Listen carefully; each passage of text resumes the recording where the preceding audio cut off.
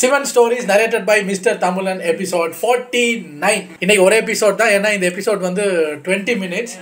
நாங்கள் லாஸ்ட் மினிட்ல அப்லோட் டைமுக்கு ரொம்ப கிட்ட ரியாக்ட் பண்ணிக்கிட்டு இருக்கோம். அதனால ஒரு எபிசோடு இன்னைக்கு நாங்கள் பண்ணுறோம். ஏன்னா 50வது எபிசோடில் சர்ப்ரைஸ் இருக்குன்னு சொன்னீங்கல்ல, அதனால் அதை கொஞ்சம் இழுத்து பண்ணுவோம். ஸோ நாளைக்கு எப்படியும் அந்த சர்ப்ரைஸ் உடஞ்சிரும். இன்னைக்கு என்ன ஏதுங்கிறத பார்த்துடலாம். இது ஒரு 20 minutes வீடியோங்கிறதுனால டக்குன்னு பார்த்துட்டு ரெடி. போன பாட்டுல நம்ம சதி தேவிய கேட்டுக்குள்ள விட மாட்டேங்கிறாங்க. யாரு விடக்கூடாதுன்னு சொன்னா எங்க அப்பாவா அப்படின்னு கேட்டா இல்ல உங்க அம்மா அப்படின்னு அங்க இருக்கிற வாயில் காவலர் சொல்லிக்கிட்டு இருக்க. அம்மாவே இப்படி சொல்லிட்டாங்களான்னு சொல்லிட்டு இவங்களுக்கு ஒரே வருத்தம். அதே சமயம் அந்த பக்கம் நம்ம தச்ச ஒரு பெரிய சொற்பொழிவா ஆத்துறான். இந்த மாதிரி ஒரு யாகத்தை இனி எதிர்காலத்துல யாருமே செய்ய போறது இல்லைங்கிற ரேஞ்சுக்கு பிரம்மாண்டமா ஒரு யாகத்தை நடத்த போறேன்னு சொல்றான். சிவனுக்கும் சதிக்கும் அழைப்பு இல்லைன்னு சொன்னதுனால அங்க சிவனடியார்கள் நம்ம ததீசி வந்திருப்பாப்ல. அவரும் அவரோட சேர்ந்த சிவனடியார்களும் ஈசனுக்கு அழைப்பு இல்லாத இந்த இடத்துல எங்களுக்கு என்ன வேலை, நாங்க கிளம்புறோம் அப்படின்னு அவர் அங்க இருந்து கோவமா கிளம்புறாரு. சதி தேவியோ வாயில் காவலர் எவ்வளவு சொன்னாலும் இல்ல நான் போய்தான் ஆகணும்னு அடம்பிடிக்கிறாங்க. இவங்க ரொம்பவே கஷ்டப்பட்டு அழுதுகிட்டே பேசுறத பார்த்து அந்த வேதனையை பார்த்து தாங்கிக்க முடியாத அந்த வாயில் காவலரோ பரவாயில்ல இவங்களை உள்ள விடுங்க, ராணியார் கேட்டா நான் பேசிக்கிறேன் அப்படின்னு அந்த வாயில் காவலர் சொல்ல இவங்களை உள்ள விட போறாங்களா. ஆனா அதே சமயம் நந்தி தேவர் உள்ள போறதுக்கு அனுமதி இல்ல, நீங்க மட்டும் போங்கன்னு அந்த வாயில் காவலர் சொல்ல சரி பரவாயில்ல நீ இங்கே இரு அப்படிங்கிறாங்க. ஆனா நந்தி ஒத்துக்க மாட்டேங்கிறான். நான் இல்லாம நீங்க போக கூடாது அப்படின்னு பிரச்சனை பண்றான். சரி நந்தியும் கூட வரட்டுமே அப்படின்னு கேட்டா வாயில் காவலர் விட மாட்டேங்கிறார். அதே சமயம் அந்த பக்கம் நம்ம சிவனோ தவத்துல மூழ்கணும் யோகத்துல மூழ்கணும் அப்படின்னு பாக்குறாரு, முடிய மாட்டேங்குது. ஏதோ ஒண்ணு அவங்களை டிஸ்டர்ப் பண்ணிக்கிட்டே இருக்கு. திடீர்னு முழிக்கிறவரு சதி தயவு செய்து அந்த வாயிலை தாண்டி உள்ள போக வேண்டாம், கேட்டை தாண்டி உள்ள போகாத அப்படின்னு சொல்றாரு. அந்த அம்மா கேக்குமா? கேட்காது. ததிசியோ உள்ள போங்கடா நீங்களும் உங்க யோகமும் அப்படின்னு சொல்லிவிட்டு எல்லாத்தையும் தூக்கி போட்டுவிட்டு யாகத்தை வேண்டாம்னு சொல்லிவிட்டு விறுவிறுன்னு வெளியில வருவாரு. வெளியில வர்ற இடத்துல சதிதேவியை பார்த்து சதி தாங்களா நீங்க என்ன இங்க அப்படின்னு கேக்குறாங்க. ஆமா நீங்க என்ன இங்கன்னு அவர் கேட்க சிவனுக்கு இங்க அவமானம் மட்டும்தான் மிஞ்சுது, உங்களுக்கும் சிவனுக்கும் அழைப்பு விடுக்காத இந்த யாகத்துல நான் பங்கெடுக்க மாட்டேன்னு சொல்லிட்டு கோமா வந்துட்டு சொல்றாங்க. அப்படியெல்லாம் நீங்க செய்யக்கூடாது, அழைப்பே இல்லைனாலும் நான் வரலையா, எங்க அப்பா கிட்ட பேசி நான் புரிய வைக்கிறேன்னு சொல்றாங்க சதிதேவி. அது வாய்ப்பே இல்ல, நடவாத காரியம்னு நம்ம ததிசி சொன்னாலும் அவங்க கேட்க மாட்டேங்கிறாங்க. நான் இருக்கல நீங்க இருங்கிறாங்க. சரி ஓகே அப்படின்னா நான் தச்சனோட எல்லைக்குள்ள தான் இருப்பேன், ஆனா இந்த அரண்மனைக்குள்ள இருக்க மாட்டேன். ஒரு கால் சிவன் இங்க வர மாதிரி இருந்தா சிவனோட சேர்ந்து நான் வரேன், சிவன் வரலடா நானும் வர மாட்டேன்னு சொல்லிட்டு நம்ம ததிசி போறாரு. இந்த பக்கம் வாயில் காவலர்கிட்ட கெஞ்சி குத்தாடி எப்படியாவது நந்தியையும் கூட்டிக்கிட்டு உள்ள போலாமான்னு சதி முயற்சி பண்ணிக்கிட்டு இருக்காங்க. அந்த பக்கம் சரி இந்த யாகத்துக்கு வரக்கூடாத ஆட்கள் வரல, வந்தும் இருக்கக்கூடாத ஆட்கள் இப்ப இல்ல வெளியில போயிட்டாங்க, இனி இந்த பிரச்சனை இல்ல, நாம யாகத்தை இனிதே முடிக்கலாம் அப்படின்னு சொல்லிட்டு யாகத்தை ஆரம்பிக்க போறாங்க. அப்ப நம்ம அம்மா சொல்றாங்க என்னங்க நம்ம சொந்த பந்தம் எல்லாம் வந்திருக்காங்க, சதியும் மருமக புள்ள அந்த சிவனு மட்டும் வரலையே, அவங்களுக்கு ஒரு தடவை அழைப்பு எடுத்து பார்க்கலாமே அப்படின்னு கேட்டா முடியாது, ஒழுங்கா வேலையை பாரு அப்படின்னு திட்டுறாரு தச்சன். அதுக்குள்ள அந்த பக்கத்துல ஒரு வழியா அந்த காவலர்கிட்ட பேசி சரி கட்டி சதியும் நந்தி தேவரோட யாகம் நடக்கிற அந்த அரண்மனைக்குள்ள இந்த பக்கம் அப்பாவும் அம்மாவும் யாகத்தில் ஈடுபட அவங்களோட முதுகு மட்டும் இந்த பக்கத்துல தெரிய சதி வராங்க. வந்ததும் அப்பா அப்படின்னு கூப்பிடுவாங்க பாருங்க. அம்மாக்கு ஷாக்கா இருக்கும், நெஞ்ச பிடிச்சுப்பாங்க. ஐயோ வந்திருக்காலே என்ன ஆக போதோ, ஏதாவது பிரளயம் நடந்துருமோன்னு பயப்படுறாங்க. பதறி போய் திரும்பி பார்ப்பாங்க. தச்சனும் கோவத்தோட திரும்பி பார்ப்பான், ஆனா எந்திரிக்க மாட்டான். அம்மா யாகத்துல இருந்து அப்படியே எந்திரிச்சு புள்ளைய பாக்குறதுக்கு போலான்னு நினைப்பாங்க. பட் ஒரு முறப்பாரு பாருங்க அப்படியே உட்காந்துப்பாங்க. சோ பொண்ணை பார்த்துமே அப்பாவும் வரவேற்கல அம்மாவும் வரவேற்கல. ஆனா கூட பிறந்தவங்க சும்மா இருப்பாங்களா, ஓடி போய் சதியை கட்டி பிடிச்சுக்கிறாங்க. அவளோட அந்த துக்கத்துல இவங்களும் பங்கெடுக்கிறாங்க. அப்பா நான் வந்துட்டேன்பா, நான் வந்துட்டேன், நீங்க அழைப்பே விடுக்கலைனாலும் நான் வந்துட்டேன் அப்படின்னு சதி சொல்லுவாங்க. ஆனா சிவனும் இந்த பக்கத்துல அடுத்து என்ன நடக்க போதோ அப்படின்னு நினைச்சு வருத்தப்பட்டுக்கிட்டு சதி வந்து கண்டுக்காம யாகம் நடக்க ஆரம்பிக்க விறுவிறுன்னு இவங்க இன்னும் முன்னாக்கே போறாங்க. எல்லா பேரும் பயப்படுறாங்க, ஏதோ ஒண்ணு தப்பா நடக்க போகுது அப்படின்னு மட்டும் எல்லா பேரும் உணர முடிகிறது. சதியை தவிர எல்லா பேரும் உணர்ந்துக்கிறாங்க. என்னப்பா நான் வர கொஞ்சம் லேட் ஆயிடுச்சு, அதுக்குள்ள யாகத்தை தொடங்க பாத்துட்டீங்களா அப்படின்னு கேக்குறாங்க. நான் இல்லாம ஒரு யாகமா, இது வரைக்கும் அந்த மாதிரி ஒரு யாகத்தை இது வரைக்கும் நீங்க நடத்திருக்கீங்களா, இது சாத்தியம் தானா அப்படின்னு கேக்குறாங்க. சாத்தியம் இல்ல, எங்க அப்பா அப்படி செய்ய மாட்டாரு அப்படிங்கிறாங்க. நான் தான் வந்துட்டேன், உங்க பொண்ணு வந்துட்டேன், நீங்க என்ன கூப்பிடணும்னு அவசியமே இல்ல, அதை நான் எதிர்பார்க்கவும் இல்ல. என்ன ஒரே ஒரு வேண்டுகோள், உங்க காலை பிடிச்சு கேக்குறேன், என் புருஷனையும் கொஞ்சம் கூப்பிடுங்களேன், இந்த யாகத்துக்கு வர சொல்லுங்களேன் அப்படின்னு கேக்குறாங்க. உடனே நம்ம தச்சன் கத்துறேன், அழைப்பு விடுக்கப்பட்டவங்க மட்டும்தான் வரணும், அலையா விருந்தாளிகள் யார் யா உள்ள விட்டது அப்படின்னு சத்தம் போடுறாரு. நீங்க இவ்வளவு கோவப்பட காரணம் என்ன, அவர் உங்க கால்ல விழுகல, கல்யாணத்தன்னைக்கும் விழுகல, பிரம்மலோகத்திலையும் விழுகல, அதுதானே. ஆனா அதற்கான காரணத்தை கேட்டேன். அவரோ இறை கடவுள், ஒரு கடவுள் ஒரு மனிதனோட கால்ல விழுந்தா அது உங்களுக்கு தோஷமா, அதனாலதான் அவர் உங்க கால்ல விழுகலன்னு அந்த விளக்கத்தை சொன்னா தச்சன் அதை கேட்கல, ஏத்துக்கல. உங்களுக்கு அவர் அவமானம் ஏற்படுத்தல, சொல்ல போனா உங்களை அந்த தோஷத்துல இருந்து காப்பாத்தி இருக்கிறாரு. அப்புறம் தான் சுத்தி இருந்த சில ரிஷிகள் ஆஹா அதான் உண்மையா அப்படின்னு புரிஞ்சுக்கிறாங்க. நாங்கப்பா வாங்க யாருக்காக காத்துட்டு இருக்கணும், யாகத்தை நடத்துவோம் அப்படின்னு சொல்லி யாகத்தை ஆரம்பிக்க பாக்குறாரு நம்ம தச்சன். அப்பா மறுபடியும் சொல்றேன், உங்களை அவரு அவமதிக்கவில்லை, அம்மா நீங்களாவது அப்பா கொஞ்சம் எடுத்து சொல்லுங்களேன்னு சொல்லிட்டு கதறாங்க. இந்த உலகம் ஒரு முறையாவது சிவனை பாத்திர மாட்டோமா அப்படின்னு ஏங்குறாங்க. அவரோட தரிசனத்தை கல்யாணத்துக்காக அணு தினமும் காத்துக்கிட்டு இருக்காங்க, தவம் இருக்கிறாங்க. ஆனா நானும் உங்க பொண்ணும் அவரையே கண்ணாலம் கட்டிக்கிட்டு அவர் கூட அங்க செட்டில் ஆனவன். அப்படி இருக்க நீங்க நடத்துற இந்த ஒரு நல்ல யாகத்தின் போது உங்க மருமக புள்ள இல்லையா அது தப்பு இல்லையா? அது உங்களுக்கும் அவமானம், சிவனுக்கும் அது அழகு இல்ல, கூப்பிடுங்க அப்படின்னு சொல்லி கேக்குறாங்க. யாருமா அது சும்மா சும்மா கத்திக்கிட்டு நீங்க யாகத்தை நடத்துங்கப்பா அப்படின்னு மறுபடியும் யாகத்தை நடத்த பாக்குறாரு. சதியை கண்டுக்கவே இல்லை. அதுக்கப்புறமா அப்பா அப்படின்னு அவங்க கூப்பிட ஆரம்பிக்க, சை சும்மா சும்மா அப்பா அப்பான்னு கேட்டுக்கிட்டு நீ என்ன அப்பான்னு கூப்பிட்டாலே அது எனக்கு அவமானம், யாரு நீ அப்படின்னு கேக்குறாரு. ஆடி போறாங்க கூட்டம். சிவனே தடுமாறாரு. நடக்க போற அந்த விபரீதத்தை அவர் உணர்கிறார். அதே சமயம் சபையில இருக்கிற எல்லாரையும் பார்த்து எங்க அப்பா பொண்ணான என்ன இந்த மாதிரி தான் திட்டுவாரு செய்வாரு. இதெல்லாம் பார்த்து எங்க அப்பாக்கு என் மேல பாசம் இல்லைன்னு தப்பா நினைச்சுக்க வேண்டாம். அப்பாக்கு எங்க மேல கோவம், அதனால கொஞ்சம் வார்த்தையில விடுறாரு. அதெல்லாம் நினைச்சு நான் வருத்தப்பட போறது இல்ல, கோவப்பட போறதும் இல்லைங்கிறாங்க. என்ன திட்டுறதுக்கு அவருக்கு முழு உரிமை உண்டுன்னு சொல்றாங்க. சொல்லி அழுகுறாங்க. இதெல்லாம் பார்த்துட்டு தாங்கிக்க முடியாத அந்த அம்மா போங்கடா நீங்களும் உங்க யாகங்கிற மாதிரி உட்கார்ந்துட்டு இருந்தவங்க எந்திரிச்சு வந்து சதியை கட்டி பிடிச்சு ஆள தழுவுறாங்க. கடைசியா ஒரு முறை தான் அப்பா கிட்ட பேசி சரி கட்ட முயற்சி பண்றாங்க. பட் லட்சம் இடம் கொடுக்கல. சரி இதுக்கப்புறமும் நம்ம இங்க இருந்து பிரயோஜனம் இல்ல, நாம போகலாம்னு சொல்லிட்டு நந்தியை கூப்பிட்டுட்டு அவங்க கிளம்புற சமயங்க லட்சம் வாய மூடிட்டு சும்மா இருக்க வேண்டியதானே. அதான் அந்த பொண்ணு கிளம்பி போகுது இல்ல. ஆனா அந்த ஆளு சும்மா இல்ல. நில் சதி அப்படின்னு சத்தம் போடுறாரு. அந்த பித்தனோட பிதட்டலான வார்த்தைகளை நல்லா கத்து தேறிட்டமா அப்படின்னு சிவனை திட்டுறாரு. அதை கேட்ட நந்தியில இருந்து அத்தனை பேருக்குமே கோபம் கொப்பளிக்குது. என்ன பண்ண முடியும்? ஒண்ணும் பண்ண முடியல. சதியும் கோபம். நீச்சர்களோட தொடர்பு கொண்டா உயர்குலத்திலேயே பிறந்திருந்தா கூட நீச்சத்தன்மை வந்துரும்னு தான் பொண்ணை திட்டுறாரு. வேணாமா வேணாம், யாரு அம்மாகாரி சொல்றாங்க வேணாம்பா வேணாம், அதான் இங்க இருந்து போறேன்னு முடிவு பண்ணிட்டு போறாளே, அப்படி போறவளை நிக்க வச்சு ஏன் இப்படி அவங்க புருஷனை பத்தி தப்பு தப்பா பேசுறீங்க, நீச்சே அது இதுன்னு சொல்லக்கூடாத வார்த்தைகள் எல்லாம் சொல்றீங்கன்னு அந்த அம்மா காதரை அழுகுறாங்க. அவங்களும் ஸ்டெப் வச்சு நடந்து போயிட்டு தான் இருக்காங்க. இன்னும் ரிஷிகள் கூட எந்திரிச்சு வந்து ஏன் இப்படி பேசி தேவையே இல்லாம காலதேவனை நீங்க அழைக்கிறீங்க, இப்படியே பேசிக்கிட்டு இருந்தா உங்களுக்கு மரண நிச்சயம், காலதேவன் இங்க வந்துட போறான் பாத்து அப்படின்னு மருமகளையே கொஞ்சம் வாணி கொடுக்குறாரு. ஆனா இவரோ காலதேவன் என் கால்ல விழுகணும், அந்த மகாதேவன் ஒரு மானம் கட்டவன் அப்படி எடுத்துட்டாரு, எனக்கு அந்த மகாவிஷ்ணுவோட துணை இருக்கு, அதையும் மீறி என்ன பண்ணிட முடியும் அப்படின்னு சிவனை திட்டுறாரு. துச்சமானவன், சுடுகாட்டுல புரண்டு எந்திரிக்கிறவன், அப்படி இப்படின்னு சொல்லி பயங்கரமா கோவப்படுத்துறாரு. நந்திக்கு பயங்கர கோவம் வருது. எல்லா பேரும் திரும்பி பாக்குறாங்க, ஏன் இப்படி அப்பா பேசுறாங்கன்னு. டென்ஷன்ல என்ன நம்ம பேச ஆரம்பிச்சாரு. அந்த மகாவிஷ்ணு பிரம்மர் எல்லாம் இருந்து ஒன்னும் பிரயோஜனம் இல்ல. இப்படி எல்லாம் திட்டினதுக்கு அப்புறமும் சரி சும்மா போய்கிட்டு இருப்பாளா, அப்படியே கோவத்தோட திரும்புற. நந்தி விட்டா வெடிச்சிருவான் போல. அந்த ரேஞ்சுக்கு கோவத்தோட நகர சரி நில் அப்படின்னு நந்தியை நிக்க வச்சுட்டு அவங்க முன்னாடி வராங்க. போனவங்க இப்ப திரும்ப வராங்க. இந்த இடத்துல தான் விதி விளையாட ஆரம்பிக்குது. போதும்பா போதும், நான் இங்க வந்தது உங்க கௌரவத்தையும் எங்க அம்மா கௌரவத்தையும் என் கூட பிறந்தவங்க கௌரவத்தையும் காப்பாத்துறதுக்காக தான் இங்க வந்தேன். மகன் மருமக இல்லாம யாகம் நடத்தினா உங்களுக்கு அது கௌரவ குறைச்சலா இருக்குமே அப்படின்னு சொல்லி தான் வந்தேன். ஆனா என்ன நல்லபடியா கௌரவப்படுத்திட்டீங்கப்பா, போதும்பா போதுங்கிறாங்க. உடனே அதுக்கு நம்ம தச்சேன், ஓ என் கௌரவத்தை பத்தி நீ கவலைப்படுறியா, இப்பதான் அந்த கௌரவம் சம்பந்தப்பட்ட விஷயங்கள் எல்லாம் உனக்கு ஞாபகம் வந்ததா, அன்னைக்கு அந்த சிவனை லவ் பண்ணிட்டு பின்னாடியே தெரிஞ்சிய அப்ப அந்த கௌரவம் எங்கடி போச்சு, அன்னைக்கு ஏன் விருப்பம் இல்லாம அந்த சிவனையே நீ கல்யாணம் பண்ணிய அப்ப எங்கடி போச்சு அந்த கௌரவம், நம்ம குலத்தை விட்டு வேற குலத்துல அதுவும் சுடுகாட்டுல தெரியற அவனை போய் கல்யாணம் பண்ணியடி அப்ப எங்கடி போச்சு இந்த கௌரவம் அப்படின்னு பயங்கரமா பேச ஆரம்பிக்கிறாரு. நாம எப்பேற்பட்ட குலம் கோத்திரம், எப்பேற்பட்ட ஒரு புனித ஜாதி, அவனோ நான் தள்ளி வைக்கிற ஒரு ஆண்டிப்ப, அவனை போய் நீ சீண்டிட்டியடி அப்படின்னு சொல்லி திட்டுறாரு. பச்சை பச்சையா பேச ஆரம்பிக்கிறார்.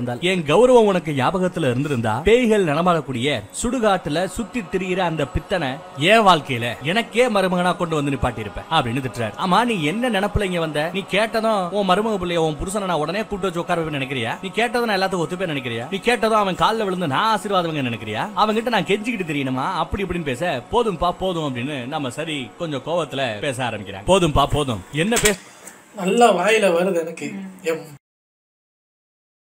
சுடுகாட்டு வாசியோட இன்னொரு பாதியத்தானே தவறு வந்து பிச்சை எடுத்து பிள்ளையா பெத்து வச்சுக்கிட்டு இப்ப பெரிய கோலம் கோத்துறானும் எனக்கே வந்துட்டு நிறைய சரி மீடியா வேணும் பேசாம. அதான் நல்லா நல்லா இங்க இருந்து நாவி கமலத்துல இருந்து கெட்ட வார்த்தையெல்லாம் வந்து நிக்குது. அது எங்கேயோ இருக்கு. அது எனக்கு கெட்ட வார்த்தை வந்து இப்படி காதெல்லாம் சூட் ஆகுது. இந்த ஆள்ற அதான் இந்த ஆள்ற மூஞ்சி முகர கட்டைங்க இல்ல அவருக்கு தியானத்துல கான்சென்ட்ரேட் பண்ண முடியாத அளவுக்கு இங்க ஏதோ நடக்க பதட்டமா இருக்கு. இந்த அம்மா வந்துட்டு கெஞ்சுது. இல்ல இப்ப யோசிச்சு பார்க்க வேணாமா, அவ்வளவுக்கு என்ன விஷ்ணுக்கு ஒரு வார்த்தை கூட பேச முடியாதா? அவர் என்ன நடக்குதுன்னு பாத்துட்டு இருக்காரு போல. பிரம்மதேவருக்கு ஒன்னும் பேச முடியாது. சரி விஷ்ணு கிட்ட வரத்தை வாங்கிட்டு இந்த ஆள் இருக்கான், பிரம்மதேவர் ஏதாவது பேசலாம். அவருக்கே பயம் போல இருக்கு.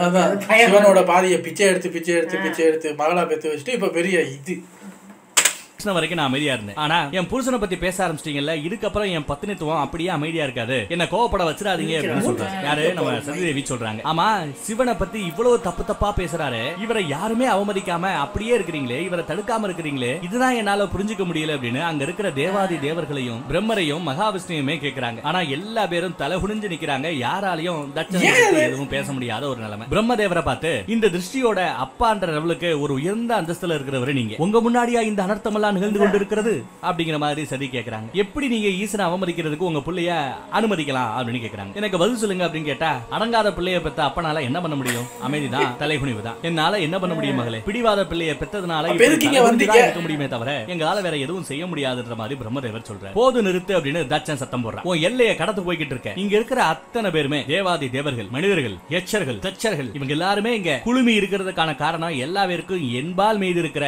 என் மீது இருக்கிற அந்த மரியாதையும் அன்பும் தான். அந்த அரகுர ஆண்டி அவனுக்காக இங்க இருக்கிற எல்லாரும் ஏத்து பேசுய நீயே அப்படிங்கிறார். நான் இந்த உலகத்துக்கே நெறிமுறைகளை எடுத்து சொன்னவன், வழிவகுத்தவன். நான் இந்த உலகத்துக்கு எவ்வளவு முக்கியமான ஆளு தெரியுமா? அதனாலதான் பிரம்மதேவரும் மகாவிஷ்ணுவும் என்னோட யாகத்துல கலந்துகிட்டு இருக்காங்க. இன்னைக்கு எது நடந்தாலும் எனக்கு பிரச்சனை இல்லை, எது நடந்தாலும் எனக்கு எதுவும் ஆகாது. காரணம் அந்த மகாவிஷ்ணுவோட துணை இன்னைக்கு எனக்கு இருக்கு. அன்னைக்கு அவர் கொடுத்த அந்த வாக்குக்காக இன்னைக்கு என்ன காப்பாற்ற வேண்டிய அந்த பொறுப்புல விஷ்ணு இருக்கிறாரு அப்படிங்கிறாப்ல சொல்றாப்ல. அளித்த வாக்குக்கு கட்டுப்பட்டு அப்படி இருக்கிறார். கபட நாடகதாரியான ஓ புருஷ மாதிரி என் மகாவிஷ்ணு இல்ல அப்படின்னு சொல்லிட்டு மறுபடியும் சிவனை தான் ஏசுறாரு. போது நிறுத்துங்க, வார்த்தைகளாலேயே கொல்லாதீங்க அப்படின்னு அப்பாவை திட்டுறாங்க. நீங்க வேணும்னா இந்த உலகத்துக்கு நெறிமுறைகளை வகுத்தவரா இருக்கலாம், ஆனா என் புருஷன் இந்த நெறிமுறைகள் அனைத்துக்குமே அப்பாற்பட்டவர் அப்படிங்கிறாங்க. சரி, உங்க புள்ளையா இதே அரண்மனையில இத்தனை வருஷமா இருந்து எனக்கு கிடைக்காத அந்த ஞானத்தை என் புருஷன் அங்க போன சில நாட்கள்லயே எனக்கு சொல்லி கொடுத்துட்டாரு அப்படின்னு சொல்றாங்க. அப்பா, நானும் உங்களை எப்படியாவது என் புருஷன் கூட சேர்த்து வச்சிடலான்னு பார்த்தேன். ஆனா நீங்களோ சிவனோட அருளை பெறக்கூடிய அந்த தகுதியவே இழந்துட்டீங்க அப்படின்னு சொல்றாங்க. நீங்க போட்ட அந்த டெர்ம்ஸ் அண்ட் கண்டிஷனோட சேர்ந்து உங்களை மாதிரியே இப்போ நிறைய பேரு சுயநலத்தோடையும் கௌரவத்தை தலையில தூக்கி பிடிச்சுக்கிட்டு திரியறாங்க. உங்கள மாதிரியே பணம், பொருள், கௌரவம், வசதி வாய்ப்பு இதுதான் முக்கியம், இதெல்லாம் வச்சிருக்கிறவங்க தான் மேன்மையானவர்கள் அப்படின்னு நீங்க தப்பா நினைச்சுக்கிட்டு இருக்கீங்க அப்படின்னு சொல்ல வர போது நிறுத்துங்கிறாரு தச்சன். அவன் பார்வையில பயங்கர கோபம் தெரியுது.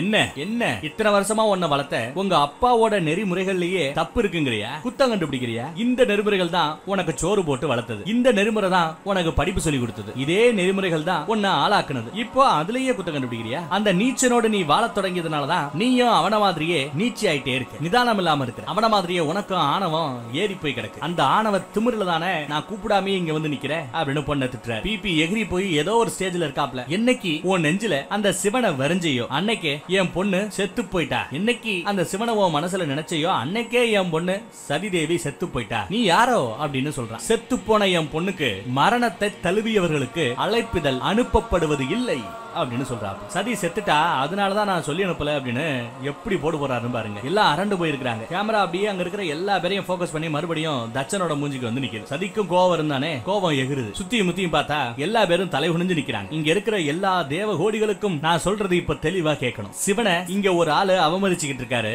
அவரை பேச விட்டு வேடிக்கை பாக்குறீங்கல்ல, அந்த பாவத்துக்கு உங்களுக்கு இனி முக்தியே கிடைக்காது அப்படிங்கிறாங்க. இந்த மாதிரி ஒரு கொடுமையான தகப்பனை நம்பி இவர்கிட்ட பாசமா வந்தனே, அந்த பாவத்துக்கு இதோ எரிஞ்சுக்கிட்டு இருக்கிற இந்த யாக குண்டத்துல இந்த நெருப்புலயே நான் விழுந்து என் தேகத்தை எரிக்க போறேன். இந்த பொண்ணோட உடம்பு எனக்கு வேண்டாம், இப்பயே தீ குளிக்க போறேன்னு சொல்ல எல்லாம் மிரண்டு போய் தெரிச்சு ஓடி வராங்க. என் பொண்ணு செத்துட்டா செத்துட்டா செத்துட்டான்னு அழுத்தி அழுத்தி சொல்லி சொல்லி சொல்லியே கடைசியில நீ ஏண்டி இன்னும் உசுரோட இருக்க, செத்து போங்கிறத சொல்லாம சொல்லிட்டாரு.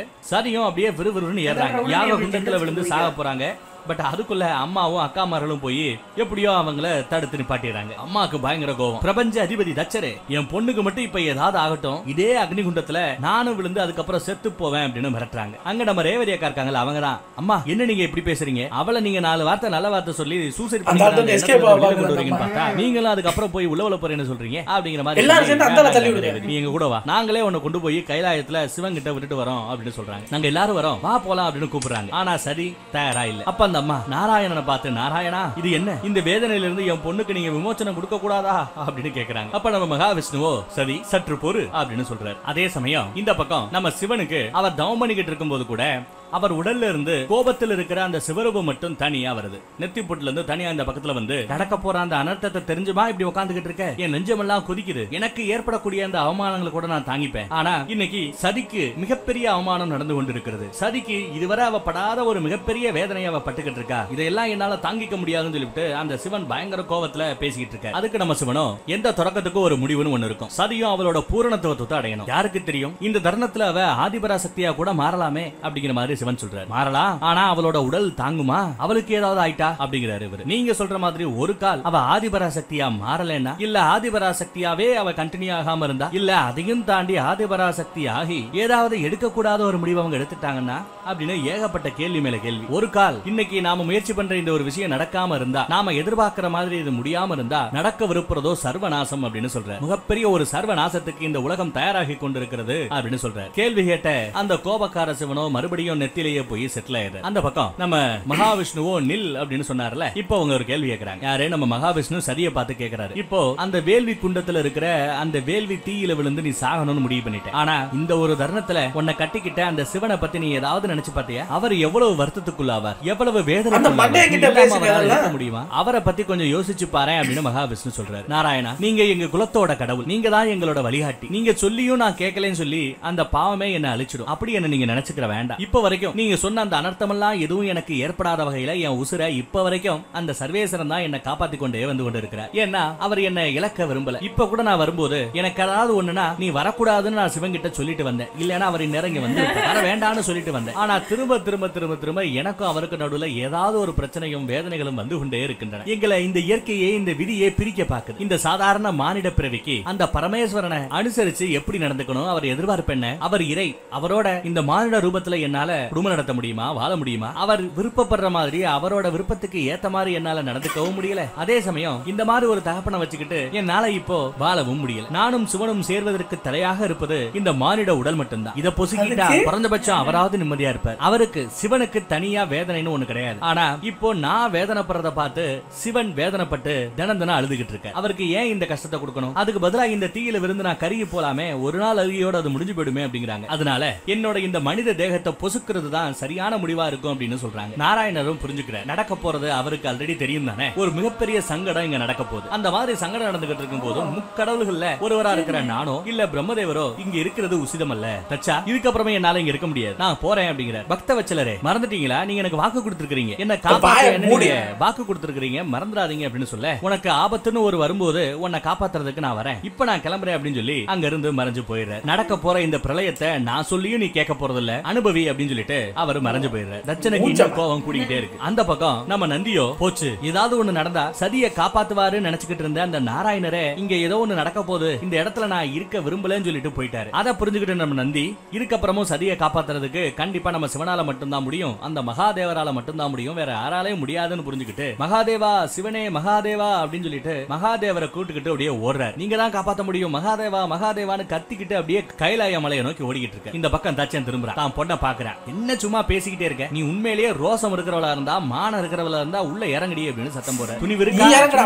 பேசிக்கிட்டே இருக்கே அப்படின்னு சொல்லிட்டு அந்த பிள்ளைய விட்டா தள்ளியே விட்டுறாரு போல. ஆடி போறாங்க எல்லாம். பிரம்மதேவரும் கோவப்படுறாரு. இந்த மாதிரி ஒரு பிள்ளைய பெற்றதுக்கு நான் வெக்கப்படுறேன் வேதனைப்படுறேங்கிற. உன் பிடிவாதத்துக்கு எல்லை இல்லாம போயிடுச்சு, மிகப்பெரிய தப்பு பண்ற, வேண்டாம், உன் உசுருக்கு நீயே உழவச்சிடாத அப்படின்னு கூட சொல்லி பாக்குறாரு. அப்பயும் அந்த ஆளு கேட்கலையே. தப்பு தப்பா தான் சிவனை திட்டுறாரு, தான் பொண்ணை திட்டுறாரு, பொண்ணை அக்னிகுண்டத்துல போய் விழ சொல்லி தூண்டிக்கிட்டு இருக்க. இந்த பக்கம் நந்தி ஒரு வழியா கைலாய மலைக்கே வந்துட்டான். சிவனோட கால்ல விழுந்து எப்படியாவது போய் காப்பாத்துங்க, இல்லனா சரி இறந்துருவாங்க அப்படின்னு கெஞ்சுறாரு. ஆனா சிவனோ அப்படியே தவத்துல மூழ்கி கிடக்காரு. சிவன் கிட்ட இருந்து எந்த ஒரு பதிலுமே இல்ல, தவத்துல மூழ்கி கிடக்காரு. இவன் என்ன பண்ணணும் தெரியாம அப்படியே அங்க இருக்கிற பாறையில முட்டி முட்டி நெத்தியில இருந்து ரத்தம் வந்ததுதான் மிச்சம். நாராயணர் இந்த இடத்துக்கு வந்து நடக்க போற அந்த விதியின் செயலை யாராலையும் தடுக்க முடியாது, ஆயத்தமாய்க்கோ அப்படின்னு சொல்றாரு. இல்ல நான் சதிதேவி அப்படியே விட்டுற முடியாது, என் அண்ணையை நான் காப்பாத்துவேன் அப்படின்னு சொல்லிட்டு அங்க இருந்து மறுபடியும் தெரிச்சு ஓடுறாங்க. நான் வரேன், நான் வந்து காப்பாத்துறேன். நந்தி அங்க இருந்து தெரிச்சு ஓடி வரான். இந்த பக்கம் இதெல்லாம் கேட்டதுக்கு அப்புறம் நம்ம சதிதேவி சும்மா இருப்பாங்களா என்ன? இன்னைக்கு எனக்கு உண்மை தெரிஞ்சு போச்சு. தாட்சாயினியா சரியா உனக்கு நான் பிறந்தேனே இதுவே ஒரு மிகப்பெரிய பாவம் அப்படின்னு சொல்றாங்க. இதுவே ஒரு மிகப்பெரிய சாவம் அப்படின்னு சொல்றாங்க. இந்த சாபத்துல இருந்து தான் முக்தி பெறணுங்கிறாங்க, இந்த தேகத்துல இருந்து விடுபடணுங்கிறாங்க, இந்த சரீரம் அழிய வேண்டும்ங்கிறாங்க. அதுக்கு அப்புறமாவது அந்த சிவனை அடையக்கூடிய அந்த தகுதி எனக்கு கிடைக்குதான்னு பாப்போங்கிறாங்க. அப்படியே கண்களை மூடி கைகளை குப்பி அக்னி தேவரை நோக்கி கும்பிடுறாங்க. ஏன்னா இப்ப யாக குண்டத்துல எரிஞ்சுக்கிட்டு இருக்கிற அந்த தீ பத்தாது, ஒரு உடலையே பொசுக்கிற லெவலுக்கு அங்க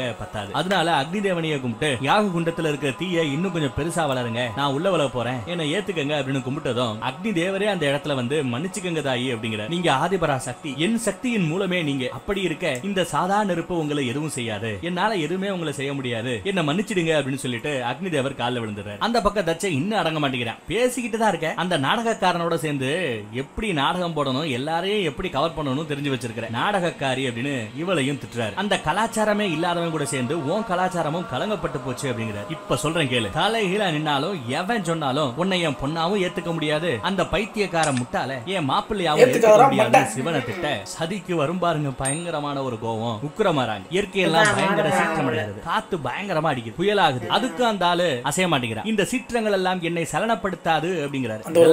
பயப்படுறவன் இந்த தட்சன் இல்லங்கிறான். என்னை யாராலையும் எதுவும் செய்ய முடியாதுன்னு அகங்காரத்துல துடிக்கிறான், கர்ஜிக்கிறான். சதிக்கோ கோவம் ஒரு லெவலுக்கு மேல ஏறி அப்படியே கூட ஆரம்பிக்க அவங்க உடம்பு முழுக்க ஏதோ பண்ணுது. அடுத்த செகண்ட் பார்த்தா விறுவிறுன்னு மலமலன்னு ஒரு மலை சைஸுக்கு மேல அப்படியே ஏறாங்க. 2 கை இருந்த இடத்துல 10 கை, எல்லா கையிலையும் ஆயுதம். நம்ம சதி ஆதிபரா சக்தியோட சொரூபமா காட்சி தர்றாங்க. ருத்ர ரூபத்துல இருக்காங்க. பிரஜாபதி நானே ஆதிசக்தி, அண்ட சராசரத்தையும் இயக்கி கொண்டிருப்பது நானே. எனது சக்தியே ஜீவராசிகளோட பிராண சுவாச காத்திலேயே கலந்திருப்பவனா. ஒவ்வொரு மானினோட உடம்புலையும் இருக்கிற, எப்படி ஒவ்வொரு மனுஷனோட உடம்புலையும் இருக்கிற குண்டலினி சக்தின்னு சொல்லுவாங்க, அதுவும் நானே அப்படிங்கிறாங்க. கிரக நட்சத்திர செயல்பாடுகளும் நானே. விஷ்ணு கிட்ட இருக்கிற அந்த சுதர்சனமும் நானே. ஈசன் கிட்ட இருக்கிற அந்த திரிசூலமும் நானே. மானிடர்களோட நலனுக்காக மகாதேவரோட சேரணுன்றதுக்காக தான் கோடான கோடி வருஷங்களுக்கு அப்புறம் உனக்கு புள்ளையா நான் வந்து பிறந்தேன். இருந்தாலும் என்ன அடையாளம் காண நீ தவறிவிட்ட. ஆனவன் தலைக்கேறி என் மகாதேவரையே நீ அவமதித்து விட்டாய். இந்த கடமை உன்னை என் கையால கொல்ல முடியும். அதை கேட்ட அம்மா அக்கா எல்லா பேரும் பதறாங்க. தச்சனே ஒரு மாதிரி ஆறா. இருந்தாலும் இந்த உடலோட அப்பனி பெத்த பொண்ணே அப்பாவை கொன்னு பித்ரு தோஷத்துக்கு ஆளாக நான் விரும்பல அப்படின்னு சொல்ற அந்த சமயத்துல அம்மா சதியோட காலில் விழுந்து வணங்குறாங்க. வேண்டாம், கோவப்படாத, ஓ ருத்ர ரூபத்துல இருந்து இறங்கி வா அப்படின்னு எவ்வளவு இருக்கிற எல்லார் மேலயும் கொஞ்சம் இறக்கப்படுதாயி அப்படின்னு கெஞ்சுறாங்க. அதுக்கு ஆதிபராசக்தியோ, நான் யாரோட பொண்ணும் இல்ல, நான் யாரோட கூட பிறந்தவளும் இல்ல, யாருக்கும் நான் அக்காவும் இல்ல தங்கச்சியும் இல்ல, இங்க இருக்கிற யாரு கூடயும் எனக்கு பந்தம் இல்ல சொந்தம் இல்ல. இந்த சரீரத்தோட தொடர்புல இருக்கிற அனைத்து பந்தங்களையுமே நான் தியாகம் செய்கிறேன். பிரஜாபதி, உன்னோட அநியாயத்தினாலையும் அகங்காரத்தினாலையும் நீ பண்ண பாவத்துக்கு மொத்தமா சேர்த்து நான் இந்த உடம்ப தியாகம் பண்ண போறேன் அப்படின்னு சொல்றாங்க. அந்த மகாதேவன் தான் பொண்டாட்டியை இன்னைக்கு இழந்துற போறார். இனி இந்த அண்ட சராசரங்களும் அவரோட கோபத்திலிருந்து தப்பிக்க முடியாது. அந்த மகாதேவரோட கோபத்தை பாக்குறதுக்கு நீ தயாராயிரு அப்படின்னு தச்சனை பார்த்து கோபத்துல பயங்கரமா பேசுறாங்க. நீ பண்ண பாவத்துக்கு நீ மட்டும் இல்லாம உன்னால வகுக்கப்பட்ட இந்த திருஷ்டியோட விதிமுறை அது இதுன்னு சொல்லுவேல்ல, அதை ஃபாலோ பண்ற எல்லா பேருக்குமே இன்னைக்கு ஒரு கதி இருக்கு அப்படிங்கிறாங்க. இந்த மானுட தேகத்துக்கு வாழ்வளித்த பிரசூதி என் தாய்க்கு வந்தனம், என் தேகத்தோடு தொடர்புடைய அனைத்து சொந்தங்களுக்கும் என் இறுதி வந்தனம். இப்பயே ஓம் நமச்சிவாயான என் கணவரோட பெயரை சொல்லியே அவரோட நாமத்தை சொல்லிக்கிட்டே ஆதிபரா சக்தியோட தூய தீபத்தில் கணமே நான் எரிந்து சாம்பலாக கடக அப்படின்னு சொல்ல அடுத்த கணம் அவங்க உடல் அப்படியே கொஞ்சம் கொஞ்சமா பஸ்மமாக ஆரம்பிக்குது. அப்படியே நெருப்பு எரிய ஆரம்பிக்குது. அப்படியே அவங்க அவங்களோட ருத்ர ரூபத்திலிருந்து கொஞ்சம் கொஞ்சமா குறையறாங்க, மானிட ரூபத்துக்கு மாறுறாங்க. அந்த நெருப்ப ருத்ர ரூபம் தாக்கு பிடிச்சிச்சு. ஆனா இந்த மானிட ரூபம் தாக்கு அப்படியே கொஞ்சம் கொஞ்சமா பொசுங்கி அப்படியே எரிஞ்சு கிட்டத்தட்ட கறிக்கட்ட மாதிரி கிடக்குறாங்க. அவ்வளவுதான், சதி இனி இல்ல. சாமிய தெய்வமாயிட்டாங்க. இப்ப இல்ல தெய்வமாயிட்டாங்க மானிட இதுல இருந்து. எங்க 50வது எபிசோடையும் பாத்துருவோம். இருங்க, எனக்கு நைட்டுக்கு தூக்கம் வராது. இருங்க நான் அச்சாபதி, அவரோட பேர் அச்சாபதி. என்ன மயிருபதி பேர். மனுஷனுக்கு தான் இந்த நிலைமைண்டா கடவுளுக்குமே அந்த நிலைமையா தான் இருக்கு. ஐயா இருங்க, நான் 50வது எபிசோட நாளைக்கு பாப்போம்னு நினைச்சேன். இல்ல பாப்போம். அதான்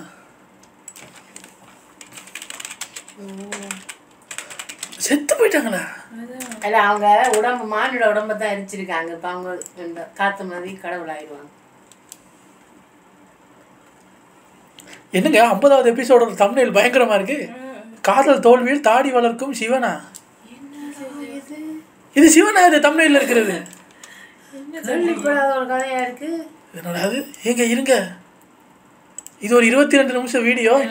இன்னைக்கு பரவாயில்ல பாத்துருவோம். இதுதான் சர்ப்ரைஸ். நீங்களா நான் சர்ப்ரைஸ் பண்ணும்போது தச்சன் செத்துருவான்ல நினைச்சிட்டு இருந்தேன். நல்லவங்க தான் மாதிரி ஆட்கள் சாக மாட்டாங்க லேஸ்ல. நல்லவங்க எதுக்குங்க சாகணும்? இவங்க எரியிற வரைக்கும் சிவன் அங்க என்னங்க தியானத்துல அப்படி சொல்லிட்டு வந்துட்டாங்களே. நந்தியாவது வரலாம் இல்ல?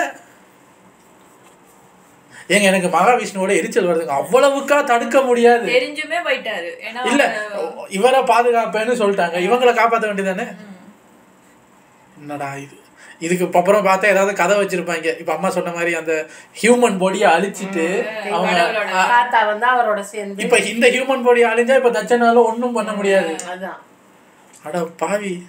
போன பாட்டோட எண்டுல நம்ம சதி தட்சனோட யாக குண்டத்துல விழுந்து தீக்கு இரையாகி செத்து போனாங்க. காதலுக்காக இந்த உலகத்துல நடந்த முதல் கௌரவ கொலை. செத்து போய்கிட்டு இருக்கிற எரிஞ்சுக்கிட்டு இருக்கிற அந்த தருணத்துல அத அந்த பக்கம் தன்னோட ஞான திருஷ்டியில பாக்குற நம்ம சிவன் அப்படியே கொந்தளிச்சு எந்திரிக்கிறாரு. சதி அப்படின்னு கத்துறாரு. இந்த பக்கம் அம்மா அக்கா மாம மச்சான்னு அத்தனை பேருமே கண்ணீர் வடிக்கிறாங்க. சதி இல்ல, அவ்வளவுதான், எரிஞ்சிட்டா, கருகிட்டா, பொசுங்கிட்டா. அங்க இருக்கிற ரிஷிகளோ ஒரு பிரபஞ்ச அதிபதியா நீங்க ஜெயிச்சிட்டதா நீங்க நினைக்கலாம், ஆனா ஒரு அப்பனா நீங்க தோத்துட்டீங்க அப்படின்னு அவனை காரி துப்புறாங்க. அவ செத்ததும் நல்லதுக்கு தான். அந்த சுடுகாட்டு வாசியை கல்யாணம் பண்ணி என்னத்தை காண போறா? அர்த்தமில்லாத இந்த வாழ்க்கையை வாழ்றதை விட அவ பொசுங்கி சாகுறதே மேலும் கொஞ்சம் கூட வருத்தப்படல. அப்பாடா, என்ன தொத்திக்கிட்டே இருந்த அந்த சுமை இன்னையோட இறங்கிடுச்சு அப்படின்னு தான் பொண்ணை செத்து போனதை ஒரு சுமையா பாக்குறாரு. சுமையா இறங்கிட்டோன்னு சந்தோஷப்படுறாரு. என்னை விட்டு பெர்மனன்ட்டா விலகி போய் எனக்கு விமோச்சனத்தை கொடுத்துட்டா அப்படின்னு சொல்றாரு. ஒரு அப்பனா சதிக்கு ஒரு நல்ல வாழ்க்கையை அமைச்சு கொடுக்க முடியாத நீங்களா இந்த உலகத்துக்கு பிரபஞ்ச அதிபதியா இருக்க முடியும்? அந்த தகுதியை நீங்க இழந்துட்டீங்கன்னு மருமக பிள்ளையில ஒருத்தவர் சொல்றாரு. நம்ம காசிபரிசி சொல்றாப்ல, உன்ன மாதிரி ஒருத்தனுக்கு ஒரு மருமகனா இருக்கிறதுக்கு நான் வெக்கப்படுறேன், கேவலப்படுறேன் அப்படிங்கிறார். நான் முடிவு பண்ணிட்டேன், இந்த கணத்துல இருந்து உங்களோட எனக்கு இருக்கிற அத்தனை உறவுகளையும் நான் முறிச்சுக்கிறேங்கிறாரு காசிபரிசி. உன் கூட சேர்ந்து இருந்த பாவத்துக்கு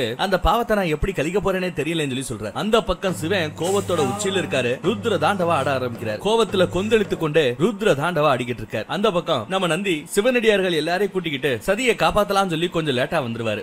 அதுக்குள்ள சதி பொசுங்கி போய் அந்த புகை அரண்மனையில மேல எழுப்பி போய்கிட்டு இருக்கும். அதை பார்த்ததும் தாயே உன்னை காப்பாத்த முடியாம போயிடுச்சு, உன் கூட துணைக்கு என்னத்தான அந்த சிவன் அமிச்சாரு, என்னால எதுவும் செய்ய முடியலையேன்னு சொல்லிட்டு கோவத்துல அப்படியே நாடி நரம்பு சதை எல்லாமே துடிக்க அப்படியே நந்தி பயங்கர கோவமாவார். கூட இருக்கிற சிவகணங்களும் கோவப்படுவாங்க. அப்படியே அங்க இருக்கிற அந்த ஏரியாவே சூறையாட ஆரம்பிக்கிறாங்க. அந்த பக்கம் சிவன் இன்னும் அவரோட ருத்ர தாண்டவத்தை நிப்பாட்டல, விடாம ஆடிக்கிட்டே இருக்காரு. ஒரு கட்டத்துல தன்னோட சடையவே பிச்சு எரிஞ்சு வீசி எறிகிறார். அந்த சடையில இருந்து வெளியில வரவன் தான் வீரபத்ர, சிவனோட அரக்க சொரூபம். என் பத்னியை கொண்ட அசுர அவரோட கலரு, அதாவது இந்த இவரை விட மோசமானவர். இந்த இனி இல்ல இந்த கெட்ட வேலையெல்லாம் செய்யறாரு. அந்த சடமுடியில தான் இருக்காரு. முடிவை பிச்சோடனே வீரபத்ரன் வந்துட்டாரு. எனக்கு ஐயோ 50வது எபிசோடு நல்லா இருக்கு. அசுர சிவன் வந்துட்டாரு வெளியே. செத்திங்கடா எல்லாம். அந்த வீரபத்ரர் ஊர்ல கோயில் இருக்கு, அந்த மொட்டையனை போட்டு ரெண்டாம் புலங்க சார். அவன் ஒரு வரத்தை வாங்கி வச்சிட்டு இருக்கான். அது வீரபத்ரன் கிட்ட செல்லுபடி ஆகாது. அவன் தலையன்னைக்கு வெட்டுங்க சார், அவன் காலை பிடிச்சி பிச்சு எரிக்க சார், நீச்சி வீசி அறியாம. இப்ப சதிதேவி என்ன சார் பண்றது? அசுர சிவனை அனுப்பி அவன் மண்டைய சென்டரா புகான்னு பொழந்து அவனை பொழக்கணும் சார். அவன் எரிச்சலா இருக்கு எனக்கு. இந்த பக்கம் ஒரு சாரி, இந்த பக்கம் ஒரு சாரி. அதான் இல்ல அவருக்கு ஏதாவது நடக்கும், இதுக்கு மேலே அவர் இருப்பாரு. இல்லையே இப்ப காப்பாத்த விஷ்ணு வருவாரு. விஷ்ணு தான் ஏழாண்டு போய் இல்லையே அந்த வரவு இருக்கு. மருமகனே காரி தூப்பிட்டு குடும்ப சாவாசம் போறாரு. அவனை சும்மா விடாத, அவனை அழிச்சிட்டு வா அப்படின்னு வீரபத்ரனுக்கு உத்தரவு போறாரு நம்ம சிவன். அந்த பக்கம் இத நம்ம பிரம்மதேவர் உணர்ந்து விட்டார். தட்சங்கிட்ட இனிமே உன் சாவை யாராலையும் தடுத்து நிப்பாட்ட முடியாது, உன்னை அழிக்கிறதுக்காக சிவனோட சொரூபமான அரக்க ரூபமான வீரபத்ரன் வந்துகிட்டு இருக்கான். இனி இந்த மகாதேவரோட கால்ல விழுந்தாலும் உன் கதி அவ்வளவுதான், உன் தலை தப்பாதுங்கிறாரு. சர்வ நாசத்தையும் சந்திக்க தயாராக இரு அப்படின்னு எச்சரிக்கப்படுகிறார். உடனே பிரம்மரை பார்த்து, நீங்க நடந்த எல்லா குத்தையும் பாத்தீங்கல்ல, சிவம் பொண்டாட்டி இப்போ எரிஞ்சு கிடக்கிறத பாத்தீங்க, இதெல்லாம் பார்த்ததுக்கு அப்புறமும் தான் எனக்கு அழிவு நினைக்கிறீங்களா? நான் யாருன்றதை காட்டுறேன் அப்படிங்கிறாரு. சொன்ன கேட்கல, இன்னைக்கு நீ அனுபவிக்க போற, உன் தலை தப்ப போறது இல்ல அப்படிங்கிறாரு பிரம்மர். அந்த பக்கம் ஒரு வழியா வானத்துல இருந்து பூமிக்கு வந்து வீரபத்ரன் குதிக்கிறான். அவன் கர்ஜிக்கும் போது 2 கைகள் அப்படிங்கிறது 8 கைகளா ஒரு மாதிரி. அவன் வந்து இறங்குனதுமே எரிமலை வெடிச்சு செதறிக்கிட்டு இருக்கு. எல்லா இடமும் அப்படியே ஒரு மாதிரி நிழல் அடங்குது. தட்ச அப்படியே இந்த பக்கத்துல திரும்பி நம்ம பிறகுமுனிய பாக்குறாரு. நடக்க முடியாதையும் நடத்து காற்றவர் நீங்க இல்லையா, நம்ம சேனைய உடனே உங்க மந்திர சக்தியால கூட்டுங்க, சேனைய களத்துல இறக்குங்க, அந்த வீரபத்ரனை அழிங்க அப்படின்னு உத்தரவு கொடுக்கிறாரு. ஆனா போருக்கு போறதுக்கு முன்னாடியே நம்ம பிறகுமுனி முடிவு பண்ணிட்டாப்ல, நம்மளோட சேனை எல்லாம் அந்த வீரபத்ரனோட கோவத்துக்கு முன்னாடி ஒண்ணும் கிடையாது, எல்லாத்தையும் அழிச்சிருவான். இருந்தாலும் நீங்க சொன்னீங்களேன்னு சொல்லிவிட்டு நான் போய் பாக்குறேன், முயற்சி பண்றேன்னு சொல்லிட்டு அவரை யுத்தத்தை பயன்படுத்தி தட்சனோட அரண்மனையை சுத்தியும் தட்சனோட ராணுவ படைய கூட்டுறாரு. 1000 கணக்குல அப்படியே வெகுண்டெழுந்து கொண்டு ஓடி வந்துகிட்டு இருக்காங்க ராணுவம். இந்த பக்கம் நம்ம வீரபத்ரரோ பயங்கரமா வெறி கொண்டு ஓடி வந்துகிட்டு இருக்காரு. 2 பேரும் மோதும் போது பிரளயம் படையன் தான். அடிச்சு வெட்டி வீசுறாரு. இவரோட கோவத்துக்கு இங்க இரையானவங்க எத்தனையோ பேர், இவரோட சாவத்துக்கு இங்க பலியானவங்க எத்தனையோ பேர், இவரோட கத்திக்கு தான் ரத்தத்தை கொடுத்து பலியானவங்க எத்தனையோ பேர். வீரபத்ர எந்த பக்கம் பார்த்தாலும் எல்லா திசையிலையும் ரத்த வெள்ள ஓடுது. அதெல்லாம் பார்த்துட்டு ஒரு தூதுவே அப்டேட்ட கொண்டு போய் தச்சன் கிட்ட கொடுக்கிறாரு. வீரபத்ரர் பாக்குற இடமெல்லாம் எப்படி வீரபத்ரன் பாக்குற இடம் முழுக்க வெறும் நாசமா விளைவித்துக் கொண்டிருக்கிறார். அவர் பார்க்கும் இடமெல்லாம் ரத்த வெள்ளம் கொட்டி கொண்டிருக்கிறது, ரத்த ஆறே ஓடிக்கொண்டிருக்கிறது. இனியும் அரண்மனையை எங்களால் காப்பாற்ற முடியாது அப்படின்னு சொல்லிட்டு அப்டேட்ட கொடுக்கறதுக்கு வந்தா அவனையே நம்ம தச்சன் திட்டுறாரு. தன்னோட படையை நம்பி இனி பிரயோஜனம் இல்ல. ஏற்கனவே வாக்கு கொடுத்த நம்ம மகாவிஷ்ணு இருக்காருல, நாராயணரோட உதவியை தேவைன்னு சொல்லி புரிஞ்சுக்கிட்டு பிரபு தரிசனம் தாருங்கள்னு கேட்க நாராயணர் வராரு. நீங்க எனக்கு வாக்கு கொடுத்ததுபடி என்ன காப்பாத்துங்க அப்படின்னு வேண்டி கேட்டுக்கிறேன். உன்னோட அராஜக போக்குனாலையும் உன்னோட அகங்காரத்திலையும் இந்த உலகத்தோட 4 திசைகள்ல ஒவ்வொரு திசையா அழிஞ்சுகிட்டு இருக்கு, அது உனக்கு தெரியுமா அப்படின்னு கேட்கிறார். இந்த உலகத்துக்கு நல்ல வழியை நல்ல நெறிமுறையை காட்ட வேண்டிய நீயே இப்போ உலகத்தையே அழிவு பாதைக்கு கொண்டு போயிட்டே அப்படின்னு சொல்லி திட்டுறாரு. இப்படி நடந்துகிட்டு இருக்கிறது உன்னோட கடமைக்கும் உன்னோட தர்மத்துக்கும் எதிரான செயல்ங்கிற. எல்லாம் சிவமயனும் தெரிஞ்சுமே ஏன் அந்த சிவனை ஏத்துக்க மறுக்கிறேன்னு கேட்கிறாரு. உடனே தச்சன் இல்ல எனக்கு புரியல, வெறும் 8 கைகளை வச்சுக்கிட்டு இருக்கிற அந்த வீரபத்ரனை பார்த்து 1000 கைகளை வைத்திருக்கும் என் நாராயணர் பயப்படுவதா அப்படின்னு கேட்கிறார். வர்ற அந்த வீரபத்ரனை உங்களால கொல்ல முடியாதா அப்படின்னு கேட்கிறார். வீரபத்ரனை கொல்றதா? வீரபத்ரன் யாரு? சிவனோட மறு ரூபம். சிவனை போய் கொல்றதா? நடக்கிறத பேசியாங்கிறாரு. என்ன மூர்க்கத்தனம்னு கேட்கிறாரு. அடுத்த அப்டேட் வருது. வீரபத்ரன் நெருங்கி வந்துட்டாரா, அரண்மனை பக்கத்துல வந்துட்டாரா, அனைத்து சேனையும் அழிச்சு ஒழிச்சுட்டாரா. தச்சனுக்கு பயம் கூட ஆரம்பிக்குது. இருந்தாலும் நாராயணர் பக்கத்துல இருக்காருங்கிற ஒரு நம்பிக்கை. ஆனா நாராயணரோ டப்புனு இங்க மறைஞ்சிடறாரு. இங்க மறைஞ்சு அந்த பக்கம் யுத்தம் நடந்துகிட்டு இருக்கிற அந்த இடத்தை போய் பாக்குறாரு. அங்க பார்த்தா வீரபத்ர இன்னும் கொலையா கொன்னு எடுத்துக்கிட்டு இருக்காரு. அங்க வீரபத்ர முன்னாடி இப்ப வந்து நிக்கிறது யாரு? நம்ம நாராயணர் வந்து நிக்கிறார். தனது கைகளை உயர்த்தி ஒரு மந்திர கட்டை, மின்னலான ஒரு கட்டை வீரபத்ரனோட உடம்பு முழுக்க போட்டு வீரபத்ரனை கட்டு போறாரு. நாராயணா என்ன சங்கடத்துல ஆழ்த்தாதீங்க அப்படின்னு சொல்றாரு வீரபத்ரன். நீங்க மகாதேவருக்கு அந்த சிவனுக்கு இணையானவர், அதனால ஹரியும் சிவனும் எனக்கு எப்பவுமே ஒண்ணுதான். ஒருத்தர் என்ன அழிக்க சொல்றார், நீங்க என்ன கட்டி போடுறீங்க, இது எந்த விதத்துல நியாயம்னு கேக்குறாப்ல. வேணாம், நடக்கிற இந்த தர்ம அதர்ம யுத்தத்துல அதர்மத்தின் சார்பா நாராயணர் நீங்க நிக்க கூடாது அப்படின்னு சொல்றாரு. என்ன சங்கடப்படுத்தாதீங்க, இந்த கட்டை அவுத்து விடுங்கிறார். ஆனா நாராயணரோ மன்னிச்சுக்கணும், சிவ சதி கல்யாணத்துக்காக அன்னைக்கு நான் கொடுத்த அந்த வாக்கை இப்போ உங்களுக்கு எதிராக பயன்படுத்துறான். வாக்குக்கு கட்டுப்பட்டு இருக்கிறேன், என்னால எதுவும் செய்ய முடியாதுங்கிறாரு நாராயணர். அதே சமயம் இதெல்லாம் மேல பாக்குற நம்ம சிவன் அடுத்து கையை அப்படியே கொண்டு போறாரு. தன்னோட கூந்தல் இருக்கிற இன்னொரு ஜடையை புடிங்கி அப்படியே வீசி எறிகிறாரு. அதுல இருந்து வராங்க பத்ரகாளி, காளி தேவி வராங்க. போ வீரபத்ரனுக்கு துணையாயிரு, அவன் கட்டுண்டு இருக்கிறான், அந்த கட்டை அவனோட சக்தியை மட்டும் அழிக்க முடியாது, அந்த கட்டுல இருந்து வெளியில வரதுக்கு உன்னோட உதவி தேவை, போய் அவனோட ஐக்கியமாக கலந்துக்கோ அப்படின்னு சொல்லி காளியை அனுப்பி வைக்க காளி தேவியும் அங்க போறாங்க. அங்க போய் வீரபத்ரனோட உடம்புக்குள்ள அவங்களும் சேர்ந்து ஐக்கியமாக 2 சக்தியும் சேர்ந்ததுனால ரொம்ப ஈஸியா நாராயணரோட அந்த மின்னல் கட்டை வெட்டி எறிஞ்சிட்டு சுத்தி இருக்கிற சேனையை இன்னும் அழிச்சு பஸ்மமாக்கிட்டு இருக்காரு. பாக்குற இடமெல்லாம் ரத்த கலரியா போய்கிட்டு இருக்கு. இப்போ இந்த சேனையில சண்டை போட்டுக்கிட்டு இருந்தது யாரோட ஆட்கள் தெரியுமா? நம்ம நாராயணரோட படை, நம்ம நாராயணரோட சேனை தான். அதையுமே துவம்சம் பண்ணிக்கிட்டு இருக்காப்ல வீரபத்ரன். தச்சனே யுத்த களத்துக்கு வந்து நடக்கிற இந்த கூட்டெல்லாம் பார்த்துட்டு, நாராயணா உங்களோட சேனையமா அழிச்சுக்கிட்டு இருக்கா, இதெல்லாம் நல்லாவா இருக்கு அப்படிங்கிற மாதிரி கேட்கிறார். உங்க படைக்கு உங்க சேனைக்கு திறமையே இல்ல போலயே அப்படின்னு இவரையும் வம்புக்கு இழுக்கிறார். தச்சா என் சேனைகளை எவ்வளவு இறக்கினாலும் வீரபத்ரனை எதுவும் செய்ய முடியாது, அவன் ருத்ரத்தோட உச்சத்துல இருக்கான் அப்படின்னு சொல்றாப்ல. இல்ல இதை நான் நம்ப மாட்டேன் அப்படிங்கிறாரு தச்சன். நீங்க நினைச்சிருந்தா உங்க கையில இருக்கிற அந்த சுதர்சன சக்கரத்தை நீட்டி வீரபத்ரனோட தலையை வெட்டி எரிஞ்சிருக்க முடியும், ஆனா நீங்க அதை செய்யலையே அப்படின்னு கேட்கிறாப்ல. என்ன ரட்சிப்பதாக நீங்க வாக்கு கொடுத்திருக்கீங்க, அந்த வாக்க மறந்துடாதீங்க அப்படின்னு மறுபடியும் அதை சொல்லியே பிளாக்மெயில் பண்ண.